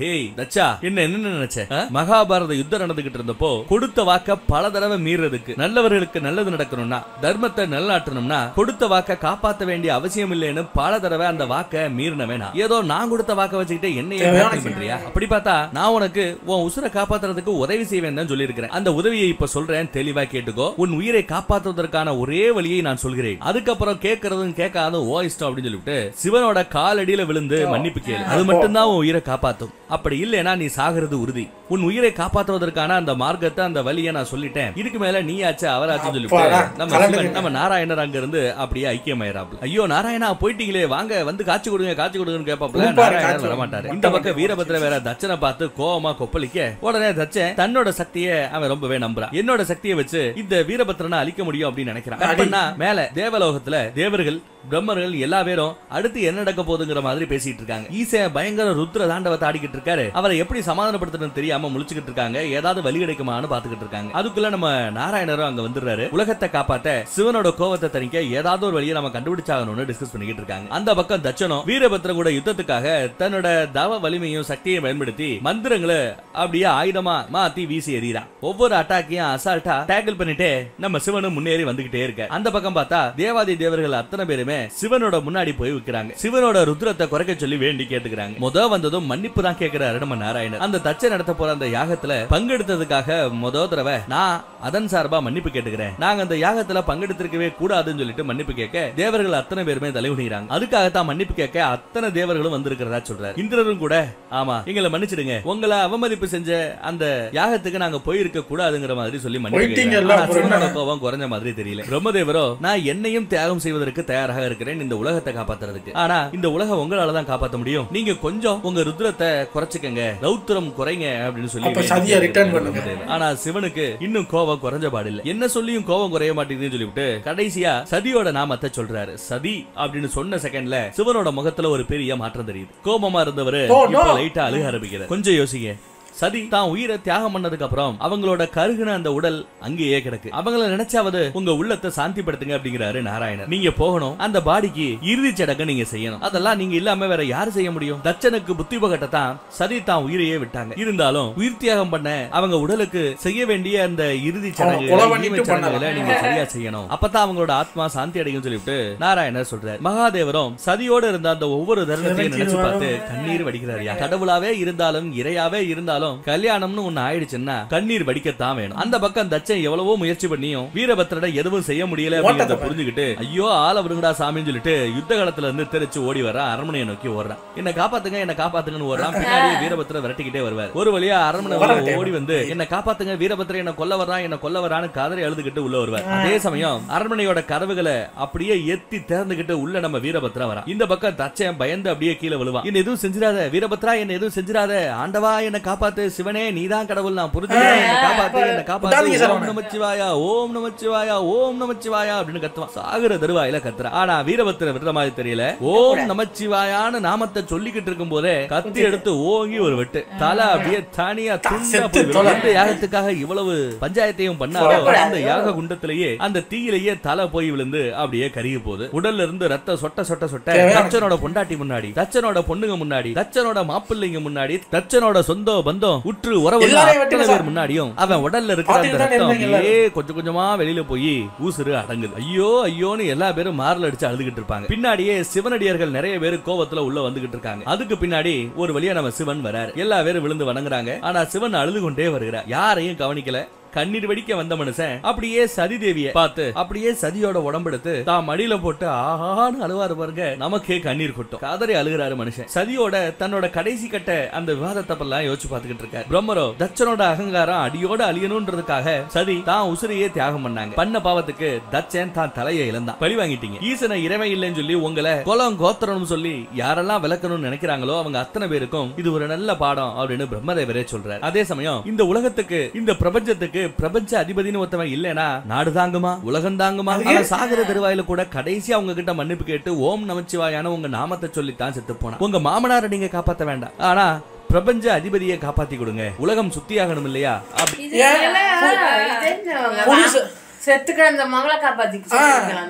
புதுசா ஒரு அதிபதி அப்பாயின்மெண்ட் பண்ணுங்க. இந்த ஆளுதான் நொட்டணுமா எல்லாத்தையும். இங்க இத்தனை பேர் இருக்கீங்கல்ல, நீங்க ஒரு ஆள் நொட்டிக்கிட்டு போங்க. உயிர் கொடுக்கணுமா உள்ள அப்படிங்கிற மாதிரி பிரம்மதேவர் கேட்க அதையே நம்ம நாராயணரும் ஆமோதிக்க பொண்டாட்டியும் என் புருஷனை காப்பாத்துங்கன்னு கேட்க பெத்த பிள்ளைகளோ எங்க அப்பாவை காப்பாத்துங்கன்னு கேட்க வேற வழி இல்லாம இவ்வளவு பேர் கேக்குறாங்களேன்னு சொல்லிட்டு அந்த சோகத்துக்கு மத்தியிலையும் தச்சனோட பாடி பக்கத்துல போய் தன்னோட அருளால தான் சக்தியை பயன்படுத்தி தலை இல்லாத அந்த முண்டத்துக்கு ஒரு தலையை கொடுக்கிறார். ஒரு ஆட்டோட தலையை கொடுத்து புனர்ஜென்மத்தை கொடுக்கிறார். ஆட்டு தலையோட மறுபடியும் புனர்ஜென்மம் எடுத்த நம்ம தச்சன் என் அகங்காரத்துக்கு ஒரு முற்றுப்புள்ளி வச்சுட்டீங்க, நான் பண்ண எல்லா தப்பையும் நான் ஏத்துக்கிறேன், என்ன மன்னிச்சுக்கங்கன்னு மன்னிப்பு கேட்கிறேன். ஐயோ தப்பு பண்ணிட்டேனே தப்பு ஆட்டு தலைவலியா இவர் பேசிக்கிட்டு இருக்க. இனி நான் நடத்துற எந்த யாகமா இருந்தாலும் அந்த யாகத்தின் பலனை நீங்க ஏத்துக்கணும் அப்படின்னு கடைசியா கேட்டுக்கிறாங்க. சிவனானா அவனுக்கு எந்த பதிலும் சொல்லாம மறுபடியும் சதியோட பாடி கிட்ட வந்து சதியோட அந்த கருகின பாடியை அப்படியே தூக்கி அழுதுகிட்டு அந்த அரண்மனையை விட்டு தப்பு பண்ணிங்க சார். இந்த ஆட்டு தலை மானம் கட்டு வாங்கினதுக்கு இந்த முண்டமாக இருந்திருக்கேன். இவனுக்கு ஒரு நாய் தலை கொடுத்துருக்கேன். இப்ப போ நீ ஆட்டு தலையோட சுத்து நாய். அவரு எவ்வளவுதான் பொறுத்து வந்தாரு ஆரம்பத்துல இருந்து. இல்ல இப்ப பாருங்க, இப்ப உனக்கு எங்க போனாலும் ஆட்டுத்தலைய தான் பேசுவாங்க. நம்மளே பேசுவோமே. நானே சொல்லுவேனே ஆட்டுத்தலை. ஆனா இருந்த எங்க கொண்டு வருது? இருந்த ஒரிஜினல் மூஞ்சியோட ஆட்டுத்தலை மொட்டை எரிச்சலா வருதுங்க எனக்கு. சதிக்கு ஒண்ணு நடக்கும்போது யாரும் எதுவும் பேசுறதில்ல. இவர் தலைய எரிஞ்சதுக்கு அப்புறம் எங்க அப்பாவை காப்பாத்துவே, எங்க புருஷரை காப்பாத்துவே, ஆட்டுத்தலையோட வாளுங்க போயிட்டு. இப்ப அவங்க அழுறது ஆட்டுத்தலைய பார்த்தா இல்ல தங்கச்சியை பார்த்தா? ரெண்டும் தான். ஐயோ நம்ம ஆட்டுத்தலை வந்து சிவனுக்கு இதே வேலை போல இருக்கு. மகன்னு தெரியாம வெட்டி விட்டு விநாயகருக்கு யானை தலை கொடுக்குறது, எல்லா மிருகத்தோட தலையும் ஸ்டக்கு வச்சுட்டு வரும் போல இருக்கு. இந்த ஆளுக்கு ஆடு இல்லைங்க, கழுத தலை, பூனை தலை, நாய் தலை, இது மாதிரி ஏதாவது கொடுத்துருக்கேன். பூனை தலை கொடுத்துருந்தா பாவம் பாவப்படம் இருந்தாலும் பார்த்து யாரும் இனி பயப்படக்கூடாது. பாடி எடுத்துக்கிட்டு வெளியில போறாரு. யாருக்கிட்டையும் எந்த பதிலும் சொல்லல. அந்த அம்மாவோ பொண்ணு செத்து போச்சேன்னு சொல்லி தலையில அடிச்சு அழுதுகிட்டு இருக்காங்க. சிவனோ சதியோட இருந்த அந்த ஒவ்வொரு நல்ல சந்தோஷமான அந்த தருணங்களை நினைச்சு பாத்துக்கிட்டே இருக்க. கைலாய மலை பக்கத்து வரைக்கும் போயிட்டாரு. பாடியை வச்சுக்கிட்டு அப்படியே ஓன்னு அழுதுகிட்டு இருக்காரு, ஒப்பாரி வச்சுக்கிட்டு இருக்காரு. சதியோட பாடியை அவர் விடமாட்டேங்கிறாரு. நாட்கள் ஓடுது, நேரம் ஓடுது. ஆனாலும் பாடியை விட்டு பிரியறதுக்கு அவருக்கு மனசு வரல. பாடிக்கு செய்ய வேண்டிய அந்த ஈம சடங்குகளை செய்யறதுக்கும் இறுதி சடங்கு செய்யறதுக்கும் கூட அவர் தயாரா இல்ல. அப்படியே பித்து பிடிச்சு போன இருக்கிற மாதிரியே அந்த மனுஷன் இருக்காப்ல. அதை பார்த்த நாராயணரும் பிரம்மதேவரும் வேற வழி இல்ல, இப்படியே சிவன் இருந்தா சரிப்பட்டு வராது அப்படின்னு சொல்லி சிவனை சமாதானப்படுத்துற முயற்சியில ஈடுபடுறாங்க. பாடியை புதைக்க சொல்றாங்க, இல்ல எரிக்க சொல்றாங்க. அங்கதான் நம்ம சிவ ஒரு முக்கியமான மேட்டர் சொல்றாரு. ஞாபகம் இருக்கிறதா? சதியை நான் ஏறெடுத்தும் பார்க்காம இருந்தேன், சதியோட காதலை நான் ஏத்துக்காம இருந்தேன், கல்யாணம் பண்ணிக்கவே மாட்டேன் இருந்தேன். ஆனா உங்களோட பிடிவாதத்தால தான், உலக நன்மைக்காக சக்தியை சிவனோட சேர்க்கணும்னு நீங்க முயற்சி பண்ணதுனால தான் சதி இப்படி வேதனைப்பட்டு செத்து போனா. அன்னைக்கே சொன்னனே, கேட்டீங்களா அப்படின்னு இவங்க ரெண்டு பேரையும் பார்த்து கேட்கிறாரு. இவங்க என்ன பதில் சொல்லணும்னு தெரியாம முழிக்கிறாங்க. உங்ககிட்ட நான் கேட்கறது ஒன்னே ஒண்ணுதான், என்ன டிஸ்டர்ப் பண்ணாதீங்க, என்ன தனிமையில விடுங்க போங்க அப்படின்னு அவங்க ரெண்டு பேரையும் வெட்டி விட்டுறாப்ல. இவங்களும் என்ன பண்ணணும் தெரியாம அப்படியே முடிச்சுக்கிட்டு இருக்க சதியோட பாடியை தூக்கிட்டு சிவன் அங்க இருந்து நகண்டு போறார். அதே சமயம் அந்த பக்கம் பாதாள லோகத்துல பார்த்தா சதியோட சாவுக்கு சந்தோஷப்பட்டுக்கிட்டு இருந்த இரண்டாவது ஜீவன் அரக்கன் தாரகாசுரன். குருநாதர் கூட வருத்தப்படுறாரு. ஆதிபராசக்தி ஓட சொரூபம் சதி இறந்து போயிட்டாலே அப்படின்னு சொல்லி வருத்தப்படுறாரு. பட் இவனுக்கு சந்தோஷம், எனக்கு இனிமே அமரத்துவம் கன்ஃபார்ம். இனி யாரு கூட சேர்ந்து சிவன் பிள்ளை பத்துக்க போறார், அந்த பிள்ளை வந்து என்ன கொல்ல போகுது, எனக்கு அமரத்துவம் தான், எனக்கு அழிவே கிடையாது அப்படின்னு குஷியா இருக்கான். அது மட்டும் இல்லாம இப்பதான் தேவாதி தேவர்கள் எல்லாம் கொஞ்சம் டிஸ்டர்ப் ஆகி இருக்கிறாங்க. மூவேந்தர்களும் மூதேவர்களும், யார சொல்றேன், பிரம்மா, சிவன், விஷ்ணு, அவங்களுக்கு வந்து டைவர்ட் ஆகி இருக்கிறாங்க. இந்த மாதிரி நிலைமையில தான் நம்ம யுத்தத்தை தொடங்கணும். எதிரி பலகீனா இருக்கும் போதுதான், எப்படி எதிரிகள் பலவீனமாக இருக்கும் போதுதான் அவர்களை தாக்க வேண்டுங்கிற மாதிரி சொல்றேன். குருநாதரோ அது கோழைகளோட செயல் வேண்டாம் அப்படின்னு சொன்னாலும் யுத்தத்துல அப்படி எல்லாம் பார்க்க முடியாதுங்கிற மாதிரி சொல்லி தாரகாசுரன் போருக்காக ஆயத்தமாகிறான். சரி, நான் என்ன சொன்னாலும் நீ கேட்க போறது இல்ல, சரி வா சொர்க்கத்தை அட்டாக் பண்ணலாம்னு சொல்லிட்டு குருநாதர் சொன்னா, சொர்க்கத்தை அட்டாக் பண்ண வேண்டாம், நாம அட்டாக் பண்ண போறது பூமியே அப்படின்னு ஒரு குண்டை தூக்கி போடுறான். மனிதர்கள் வாழக்கூடிய இந்த உலகத்தை, இந்த பூலோகத்தை நாம ஆட்சி புரியணும், அரக்கர்கள் ஆட்சிக்கு கீழ் இந்த பூலோகம் வரணும் அப்படின்னு சொல்றான். எப்பா மனுஷங்க என்னப்பா பண்ணாங்க, அவங்க தான் எந்த வம்பு தும்புக்கும் வரமாட்டாங்கல்லப்பா அப்படிங்கிற மாதிரி குருநாதர் எடுத்து சொன்னா, மனுஷங்க தான் வேள்விகளை நடத்தி யாகங்களை நடத்தி தேவாதி தேவர்களுக்கு வேண்டிய வசதிகள் எல்லாம் செஞ்சு கொடுத்து அவங்கள பலமாக்குறது, பலசாலிகளாக்குறது. இவங்களை அடிச்சாதான் அந்த பக்கம் வலிக்குன்னு சொல்லிடுறாரு. முதல் வேலையா பூலோகத்தை பிடிக்கணும் அப்படின்னு முடிவு பண்ணி யுத்தத்தை தொடங்கலான்னு அறைகோவல் விடுக்கிறான். பூமியின் மீது போர் தொடங்கட்டும் அப்படின்னு கத்துறான். பார்த்தா அரக்க சேனை நாட்டுக்குள்ள புகுந்து அங்க இருக்கிற மனிதர்கள்ல ஆம்பளை பசங்க எல்லாத்தையும் வெட்டி வீசுறாங்க. வீரர்களா இருக்கிற மாதிரி இருக்கிற உடல் வலிமை கொண்ட எல்லா பேரையும் வெட்டி வீசிக்கிட்டு இருக்கானுங்க. உலகமே கதறிக்கிட்டு இருக்கு. கொஞ்சம் கொஞ்சமா அரக்கர்களோட ஆளுமைக்கு கீழே வந்துகிட்டு இருக்கு உலகம். நாராயணரை பாக்குறதுக்காக பிரம்மதேவர், தேவாதி தேவர்கள் எல்லாரும் வந்து நீங்க தான் காப்பாத்தணும், சிவனோ இப்படி கஷ்டத்துல இருக்காரு, உங்க உதவி தேவைன்னு சொல்லி வந்து கேக்குறாங்க. ஆனா இப்ப நம்ம நாராயணன் முன்னாடி இருக்கிறது ரெண்டு விஷயம். இவரோட சுதர்சன சக்கரத்தை பயன்படுத்தி அரக்க சேனையை என்னால் அழிக்க முடியும், அசுரரோட அரசன் தாரகாசுரோட என்னால எதுவும் செய்ய முடியாது, பட் சேனையை அழிக்க முடியும், அதுக்கே நாளாகும் போராடணும். இன்னொரு பக்கம் அதுக்கு பதிலா சிவனோட அந்த கஷ்டத்தை போக்கணும். சிவன் சதியோட பாடியை வச்சுக்கிட்டே சுத்திக்கிட்டே தெரிஞ்சுக்கிட்டு இருக்காரு. அவர்கிட்ட இருந்து அந்த பாடியை பிரிக்கணும், அந்த பாடியை பஸ்மமாக்கணும். அப்பதான் அவரு சதியை விட்டு விலகி வருவார், இறையோட அடுத்த வேலையை செய்ய புறப்படுவார். இப்ப நான் எதை செய்ய, சேனைகளை அழிக்கவா இல்ல சிவனை அவரோட கவலையில இருந்து முக்தி கொடுக்கவா? எல்லாம் என்ன பண்ணணும் தெரியாம அமைதியா இருக்காங்க. ஒரு வழியா சிவனுக்கு உதவி செய்யலாம்னு முடிவு பண்ணிட எல்லா பேரும் சிவன் நடந்து போய்கிட்டு இருக்கிற இடத்துக்கு வராங்க. நாராயணரோ தன்னோட சக்தியை பயன்படுத்தி தான் கையில் இருக்கிற அந்த சுதர்சன சுதர்சன சக்கரத்தை எழும்பி அனுப்புறாரு. அது படு போர்ஸா வந்து சிவனோட மடியில இருந்த கையில் இருந்த சதியோட உடம்ப அப்படியே கூறு கூறா போட்டுருது. 50க்கு மேல துண்டு துண்டாக்கி எரிச்சிருச்சு. அந்த 50க்கு மேலான அந்த துண்டுகள் அண்டவெளியில அப்படியே துண்டு துண்டாக்கப்பட்டு எரிஞ்சுக்கிட்டே அப்படியே கீழே விழும். பூமியில பல இடத்துல வெவ்வேறு இடங்கள்ல போய் பொத்து பொத்து பொத்து பொத்துன்னு விழும். அதெல்லாம் பார்த்து நம்ம சிவனும் அப்படியே அண்டவெளியில இருந்து அப்படியே குதிச்சு ஏதாவது ஒரு துண்டையாவது பிடிச்சிட மாட்டோமா அப்படின்ட்டு பின்னாடியே போவார். பார்த்தா அதுக்குள்ள எல்லா துண்டுகளும் உலகம் முழுக்க இறங்கியோ எங்கெங்கயோ விழுந்து கிடக்கும். சிவன் என்ன பண்ணு தெரியாம ஒரு பாலைவனத்துல லேண்ட் ஆயிருக்கிறார். அந்த பக்கம் நம்ம பிரபஞ்ச அதிபதியோ ஆட்டோட தலையோட நான் பண்ண பாவத்துக்கு எல்லாத்துக்கும் சேர்த்து நான் வனவாசம் போக போறேன் அப்படின்னு சொல்றாரு. அப்போ கூட இருக்கிற அந்த அம்மா நான் மட்டும் இருந்து என்ன பிரயோஜனம், நானும் வனவாசத்துக்கு வரேன், என்னதான் இருந்தாலும் உங்க பொண்டாட்டி இல்லையா, புருஷர்கள் தான் பொண்டாட்டி அப்படின்னு சொல்லி அவங்க 2 பேருமே காவி உடைக்கு மாறி சன்னியாச வாழ்க்கையை எடுத்துக்கிட்டு வனலோகத்துல வாழ போறாங்களா. இனிமே அவங்க வனவாசம் தான் முடிவு பண்ணி அரண்மனையை விட்டு நாட்டை விட்டு வெளியில போயிடுறாங்க. இந்த பக்கம் சிவனோ சதியை காணோம் சொல்லிட்டு அங்கே இங்கேயும் தேட ஆரம்பிக்கிறாரு. நடந்து போற வழியில தாங்கிட்ட இருக்கிற உடைமைகள் ஒவ்வொன்னா இழக்கிறாரு. ஒரு கட்டத்துல தாடி மீசையெல்லாம் வளர்த்துக்கிட்டு ஒரு மாதிரி ஆயிட்டாப்ல மனுஷன். நாட்கணக்கலா இப்படியே தெரிஞ்சுக்கிட்டு இருக்காரு. ஒரு கட்டத்துல யோசிக்கிறாரு, நான் தான் தப்பு பண்ணிட்டேன், உன்னை என்னோட தகுதிக்கு ஏத்த மாதிரி இறைத்தன்மைக்கு ஏத்த மாதிரி மாற சொன்னே ஒழிய உன்னோட உடல் அதை தாங்காதுன்னு புரிஞ்சுக்கிட்டு உனக்கு ஏத்த மாதிரி நான் மாண்ட ரூபத்துக்கு வந்திருக்கலாம், உன்னை மாற சொன்னே தவிர நான் மாறலையே அப்படின்னு சொல்லி வருத்தப்படுறாரு. சதியோட அந்த பிரிவு அவரால் தாங்கிக்க முடியல. எங்க பார்த்தாலும் சதியோட உருவம் தெரியற மாதிரியே இருக்கும். ஓடி போய் பாப்பாரு, பார்த்தாங்க யாரும் இருக்க மாட்டாங்க. கவலைதான், ஏமாத்தம் தான், வேதனை தான். அந்த பக்கம் சந்திரர் அழுகிறாரு, நந்தி அழுகிறாரு. சிவன் இல்லாத இந்த கைலாயத்துல நான் இருக்க மாட்டேன்னு சொல்லிட்டு தன்னைத்தானே வெட்டிக்கிட்டு சாகலான்னு முடிவு பண்றாப்ல. அதுக்குள்ள நம்ம நாகதேவரும் சந்திரனும் தான் போய் அவரை சூசைட் பண்ணாம காப்பாத்துறாங்க. ஏற்கனவே சதி செத்து போன நிலைமையில இருக்கிற சிவன் நீயும் செத்து போயிட்டேங்கிற அந்த கேள்வியை கேள்விப்பட்டு அந்த நியூஸை கேட்டு வருத்தப்படணுமா, இந்த நிலைமையில தான் உன்னோட உதவி சிவனுக்கு தேவை, சிவனுக்கு உதவி செய்யப்பாரு அப்படின்னு சொல்ல அந்த சிவன் எங்க இருந்தாலும் நான் அவரை பாத்துருவேன், அவருக்கு நான் சேவை செய்வேன் அப்படின்னு சொல்லிட்டு கடவுளே மகாதேவா எங்க இருக்கீங்க எங்க இருக்கேன்னு சொல்லி தேடி அவனும் இந்த பக்கம் வர ஆரம்பிக்கிறான். அதுக்கப்புறம் பார்த்தா இன்னும் நாட்களோட சிவனோட கழுத்துல இருந்த அந்த பாம்பு இங்க இல்ல, நடுவுல வெளியில விட்டாரு. தலையில இருந்த அந்த சந்திரன் இல்ல, சந்திரனையும் வெளியில இறக்கி விட்டாரு. புலித்தோல் எல்லாம் அப்படியே மண்ணுல புதஞ்சு ஒரு மாதிரி ஆகி சாதா தோல் மாதிரி தெரியுது. கழுத்துல போட்டிருந்த ருத்ராட்சங்கள் எதுவுமே இல்ல, சிவனோட அடையாளமே இல்லாம ஏதோ ஒரு பஞ்ச பரதேசி மாதிரி சதி சதின்னு கத்திக்கிட்டு இருக்க. அதை பார்த்த அங்க சில வணிகர்கள் போவாங்க. அவங்க பார்த்துட்டு ஐயோ பாவம் யாரு என்னன்னு பாப்பேன்னு பக்கத்துல வராங்க. என்னப்பா ஏதாவது உதவி வேணுமா அப்படின்னு கேட்டா எந்த பதிலுமே சொல்லாம இருக்காப்ல. சரி பரவாயில்ல, இந்த பாலைவனத்துல குடிக்கிறதுக்கு போதுமான அளவு தண்ணி இருக்காது, தண்ணியாவது வேணா வாங்கிக்கிறியா குடிக்கிறியா அப்படின்னு கேட்க அவரும் தாகத்துல இருக்காரு, சரிங்கிறாரு. உடனே அவங்க ஒரு பால தண்ணி இருக்கும், அந்த ஒரு பால தண்ணி எடுத்து கொடுக்குறாங்க. பாலைவனம் தண்ணி ரொம்ப முக்கியம், வேஸ்ட் பண்ணிடாத சிந்திராத அப்படின்னு சொல்லி தான் தண்ணியை கொடுக்குறாங்க. இவரும் வாங்கி தண்ணி குடிக்க போற சமயம் திடீர்னு அங்கேயும் சில அரக்கர்கள் வரானுங்க. ஏற்கனவே இந்த ஏரியா எல்லாத்தையும் அவங்க எல்லைக்குள்ளதான் உட்பட்டு கிடக்கு, எல்லாத்தையும் அவங்க ஆட்சி செஞ்சுக்கிட்டு இருக்காங்க.